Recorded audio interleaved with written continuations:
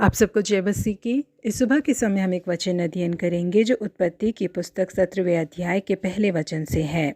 मैं सर्वशक्तिमान ईश्वर हूँ। 1940 के दौरान विश्व के सारे देशों के बीच में एक बहुत बड़ी प्रतियोगिता छिड़ी हुई थी और वो प्रतियोगिता इसके ऊपर थी कि इन देशों में से वो कौन सा देश है जो ऐसे खतरनाक हथियार को तैयार करेगा जिसे पहले किसी ने भी नहीं देखा हो। उस समय दूसरा महाविश्व युद्ध चल रहा था। अमेरिकी देश में मैनहट्टन प्रोजेक्ट के द्वारा कई परमाणु बम की खोज करने की कोशिश की जा रही थी। हिटलर भी हेवी वाटर का परीक्षण करके तेजी से परमाणु बम को बनाने की कोशिश कर रहे थे। दूसरे महाविश्व युद्ध के होकर समाप्त होने पर ही ये बात सब लोगों को पता चले कि जैसा सब लोग सोच रहे थे बिल्कुल वैसा नहीं था। इस खतरनाक परमाणु बम को बनाने की दौड़ में जहां सारे देश कोशिश कर रहे थे, उस दौड़ में हिटलर सबसे पीछे थे। यदि हिटलर जिस परमाणु बम को बनाने की कोशिश में लगे हुए थे, अगर वो उसमें सफल हो जाते तो हिटलर के हाथ में परमाणु बम लग जाता। और अगर हिटलर के हाथों में परमाणु बम लग जाता तो क्या होता? हमेशा सामर्थ्य और अधिकार अच्छे व्यक्तियों के हाथों में होना चाहिए, पर यदि यही चीज एक दुश्मन के हाथ में लग जाए तो वो बहुत बड़े खतरे में जाकर समाप्त हो सकती है।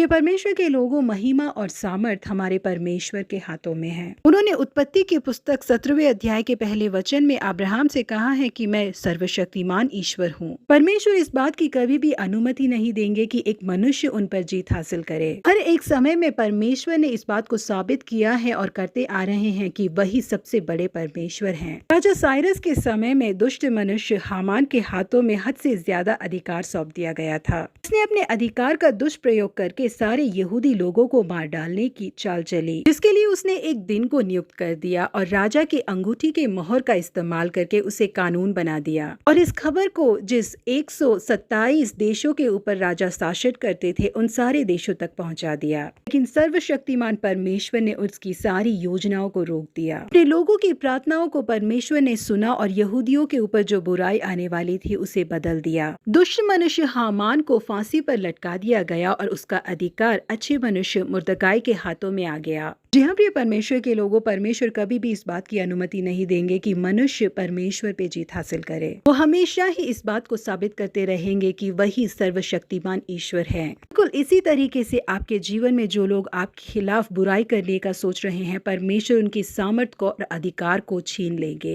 कि परमेश्वर के बच्चों के विरोध में जितने भी हथियार ठनते हैं वो सफल नहीं हो पाते। आपके विरोध में जितने भी शत्रु या बीमारी उठे हैं, परमेश्वर उन्हें हराएंगे। जी हाँ, केवल वही सर्वशक्तिमान ईश्वर है। प्रभु आप सबों को आशीषित करे। Have a blessed week ahead.